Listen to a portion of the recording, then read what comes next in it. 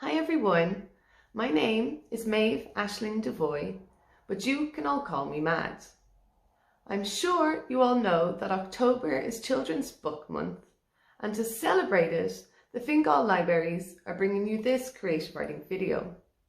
I would like to thank them for bringing us all together. If you have your pencil and some paper ready, we can get started. We are going to take a look at something that I like to call the roots of storytelling. So we are going to focus on why people read stories and why people write them. But first, I would like to tell you a little bit about myself and how I ended up telling the stories that I tell.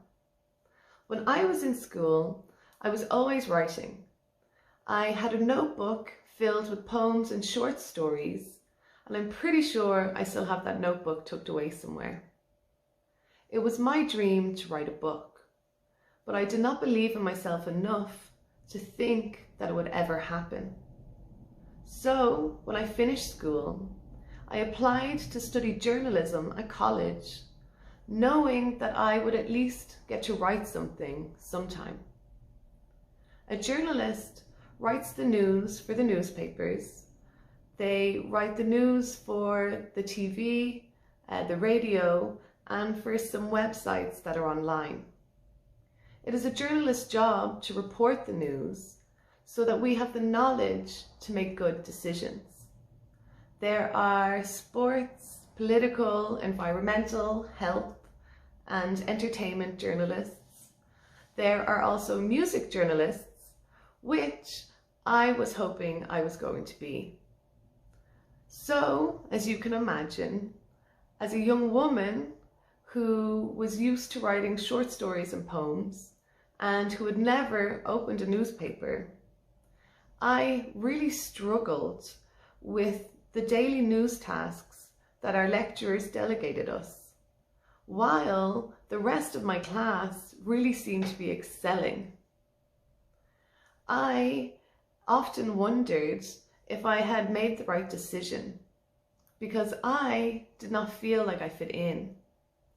Sure, I was writing every day, but I felt like I was just getting by. It wasn't until our final year and our final project that I finally began to see where I might fit in the world of journalism. For our project, we had to write 5 articles, and we could choose the style that we wanted and the topics that most interested us. I was really excited to finally be able to use my own style. I just knew that I did not want to write about music anymore. I began to think about the stories that interested me, the kind of stories that I read, about real people, real struggles, and real survivors. I returned to the roots of my own story, to when I was younger and I would see something interesting happen on the street, at the park, or in school, and I would jot it down in my notebook for some future inspiration, maybe for a character or a whole story. That's when I knew what I wanted to do for college. I wanted to interview 5 ordinary people. I wanted to tell their life stories in a way that would show the beauty in the day-to-day, or in what some people might call the mundane. I believed then, as I do now more than ever, that we are overwhelmed with stories that are full of bad news and celebrities. I interview ordinary people and tell their life stories. People such as a fireman, an ice cream man, a mother, a singer, a dancer. The list really just keeps on growing. And I do this because I believe that if we all understood each other a bit better, we might be able to get along with each other a bit better. The problem with our society is that we spend so much time on our phones and looking at our TVs that we barely take the time to look around or to get to know the people around us properly.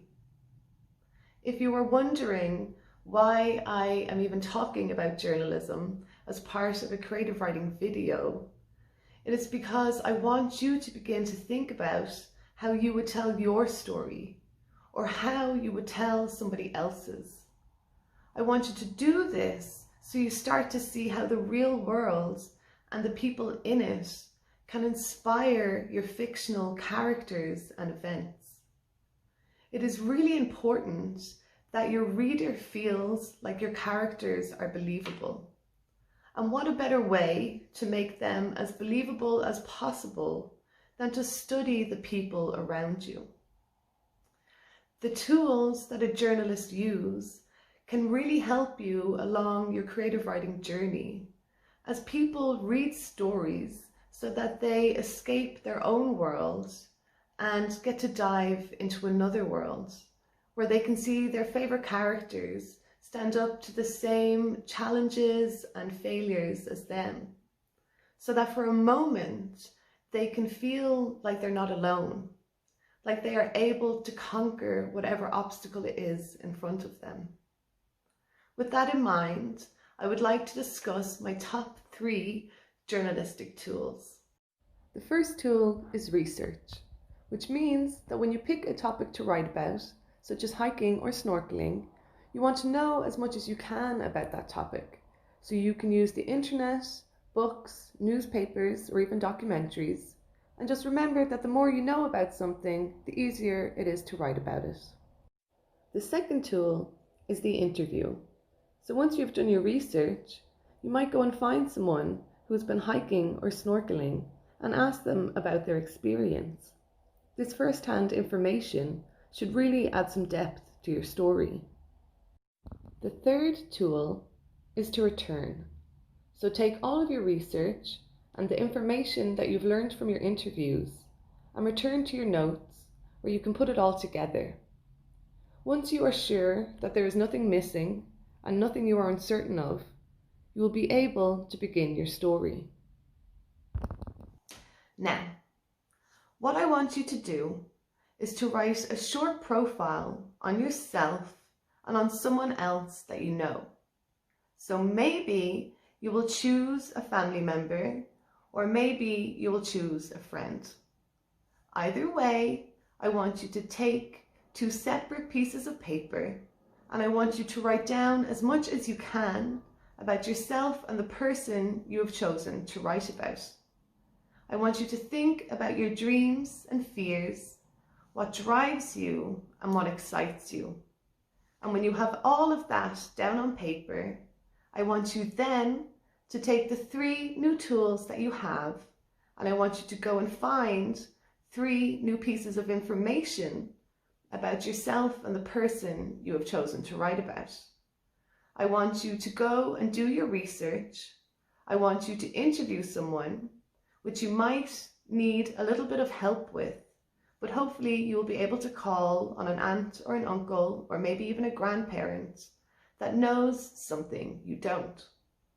When you have used the first 2 tools, I want you to take the third tool and return to your original profile, so the first 2 pieces of paper that you started with, and I want you to add all of that new information you've gathered.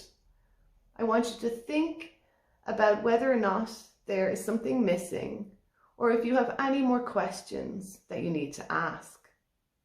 This might seem like a silly task, but I guarantee you that you will discover something brand new about yourself and the person you are writing about as soon as you begin to look in the right direction and ask the right questions.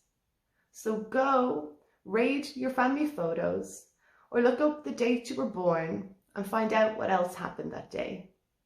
There are plenty of ways to investigate. I believe this is a really important task because you will hopefully begin to see the importance of your own story and the importance of the people around you. Then you will be able to find reasons for your readers to fall in love with your characters. You will also begin to understand the importance of your character's success. And What will make your readers invest in your characters? Once again, I would like to thank Fingal Libraries for bringing us all together for Book Month. Until I see you again, remember that imagination is key. There are no limits and every possibility. Do not forget to keep writing or believing in yourself.